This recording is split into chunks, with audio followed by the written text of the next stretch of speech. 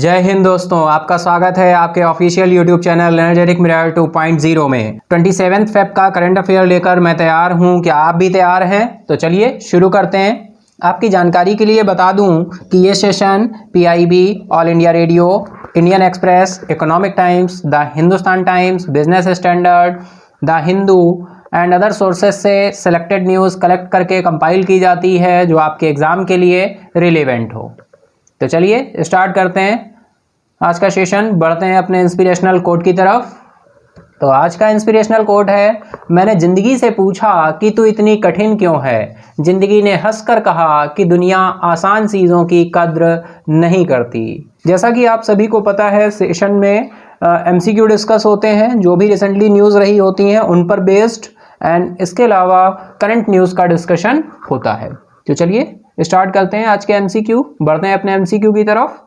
First MCQ आ रहा है, the CSIR has collaborated with which entity to promote health research in India. CSIR ने किस इकाई के साथ सहयोग किया है भारत में स्वास्थ्य अनुसंधान को बढ़ावा देने के लिए?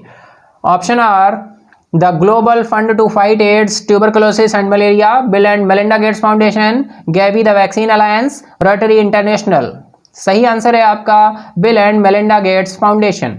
इसने CSIR के साथ MOU साइन हुआ है रिसर्च एंड डेवलपमेंट के लिए।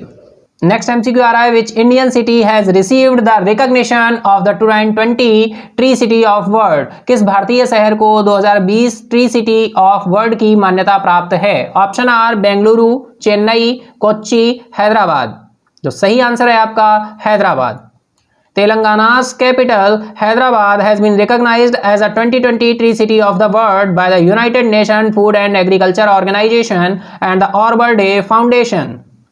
Next MCQ आ रहा है, on which day the Soil Health Card Day is being observed in India. Bharat में मृदा स्वास्थ्य कार्ड दिवस किस तारीख को मनाया जा रहा है? ऑप्शन आर 17 फरवरी, 18 फरवरी, 19 फरवरी, 20 फरवरी। तो आपका सही आंसर है 19 फरवरी। The 10th edition of the World Pangolin Day has celebrated on the 3rd Saturday of February every year. Next MCQ आ रहा है, the World Day of Social Justice is observed every year on which day. सामाजिक न्याय का विश्व दिवस हर साल किस दिन मनाया जाता है? ऑप्शन आर 20 फरवरी, 17 फरवरी, 18 फरवरी, 19 फरवरी। तो सही आंसर है आपका 20 फरवरी। 20 फरवरी को world day of social justice observe किया गया, सेलिब्रेट किया गया। एंड देन इसकी थीम क्या है? सामाजिक न्याय का विश्व दिवस जो मनाया गया, इसकी थीम क्या है ये आप कमेंट बॉक्स में बनाएंगे।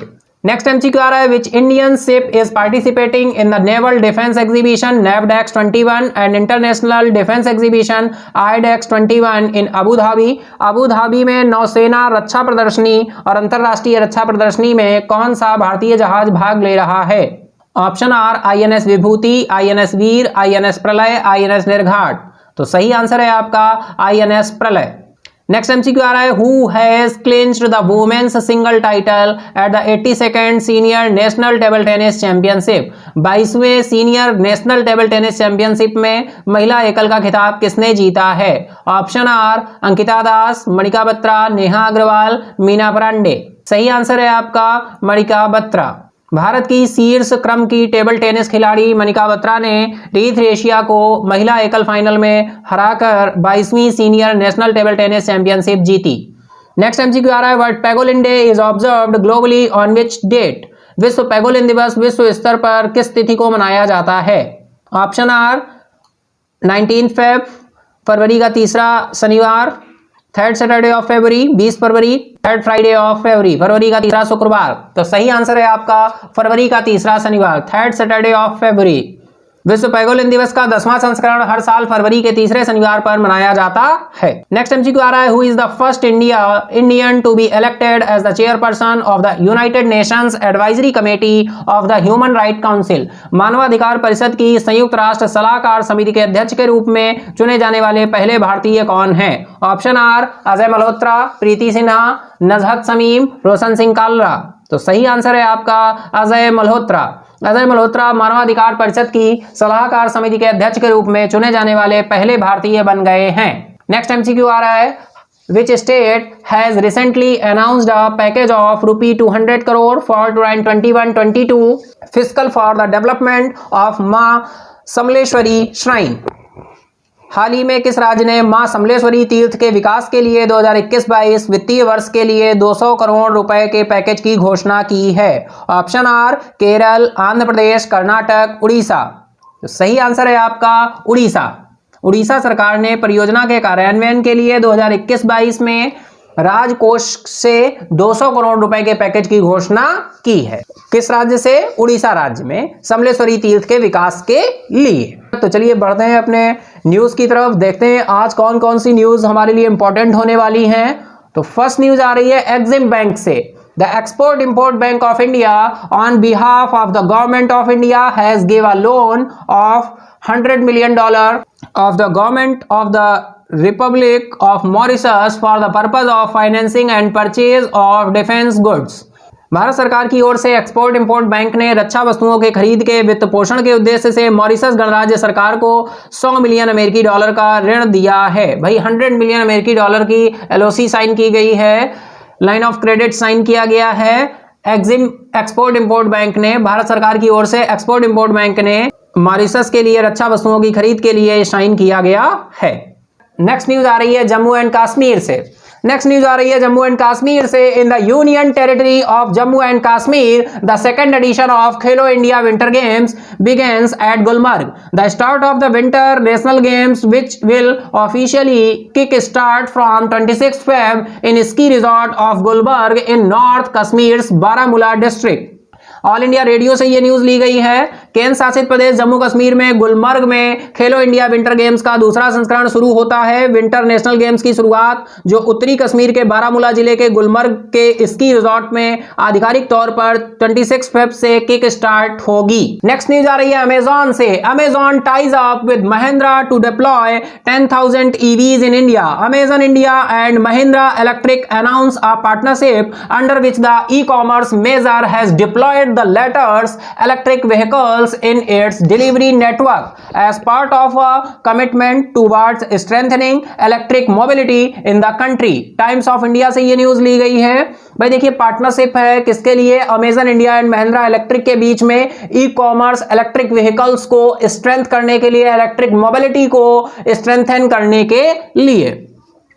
अमेजन भारत में 10,000 EV को तैनात करने के लिए महिंद्रा के साथ संबंध इंडिया और महिंद्रा इलेक्ट्रिक ने एक साझेदारी की घोषणा की, जिसके तहत ई कॉमर्स प्रमुख ने देश में इलेक्ट्रिक मोबिलिटी को मजबूत करने की प्रतिबद्धता के तहत अपने डिलीवरी नेटवर्क में बाद के इलेक्ट्रिक वाहनों को तैनात किया है।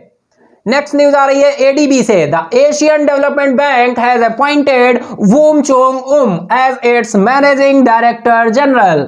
ही will assume office immediately and report to ADB president Masatsugu Asakawa. The Hindustan Times से ये न्यूज ली गई है। By director general, managing director general को अपॉइंट किया गया है। एशियाई विकास बैंक ने वुचांग उम को अपना प्रबंध महानिदेशक नियुक्त किया है।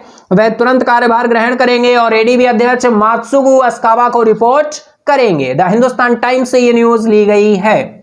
नेक्स्ट न्यूज आ रही है भाई IPPB Indian post payment bank से। Dairy tech startup Stellapps has tied up with Indian post payment bank to digitise the milk procurement value chain and promote banking facilities at milk collection centers. As part of the memorandum of understanding, a pilot project has been launched in 4 villages with 200 farmers at a greenfield dairy in Tamil Nadu's Dharmapuri district. The Hindu business line से ये news ली गई है। तो भाई सीधा सा है कि डेयरी टेक स्टार्टअप स्टेपल्स ने दूध खरीद मूल्य श्रृंखला को डिजिटाइज करने और दूध संग्रह केंद्रों पर बैंकिंग सुविधाओं को बढ़ावा देने के लिए, यानी कि हम बोल सकते हैं क्या, फाइनेंशियल इंक्लूजन के लिए इंडियन पोस्ट पेमेंट बैंक के साथ समझौता किया गया है। तमिलनाडु के धर्मपुरी जिले में एक ग्रीनफील्ड डेयरी में 200 किसानों के साथ 4 गांवों में एक पायलट परियोजना शुरू की गई। और पायलट परियोजना जैसा कि आप सभी जानते हैं, इनिशियल स्टेज में किसी भी स्कीम को लॉन्च किया जाता है तो पायलट प्रोजेक्ट कहलाता है। क्यों? क्योंकि इंप्लीमेंट करके देखा जाता है, देन यहां से कितना आउटपुट मिलेगा, देन उसको हम पायलट प्रोजेक्ट कहते हैं। नेक्स्ट न्यूज आ रही है ब्रिक्स। भाई ब्रिक्स की मीटिंग अभी हुई, तो इंडिया ने India host first meeting of the BRICS finance and central bank deputies of 2021 in virtually mode में इंडिया ने होस्ट की फर्स्ट मीटिंग ब्रिक्स की। According to the statement from the Finance Ministry, India has assumed the BRICS chairship for this year at a time when the organization formed by the nations of Brazil, India, Russia, China and South Africa was celebrating its 15th anniversary. The meeting was co-chaired by Tarun Bajaj, Economic Affairs Secretary, and Michael Patra, Deputy Governor of the Reserve Bank of India, under the theme BRICS at rate 15 India BRICS Cooperation. The Economic Times से ये news ली गई है।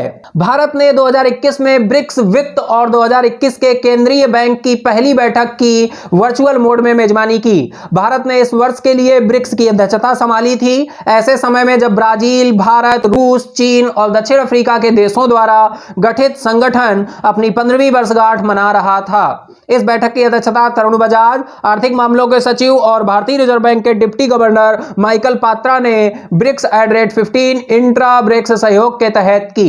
Next news आ रही है मध्य प्रदेश से। भाई मध्य प्रदेश के chief minister Shivraj Singh Chouhan has announced that Hoshangabad city in the state would be renamed as Narmadapuram and a proposal to that effect would be sent to the centre.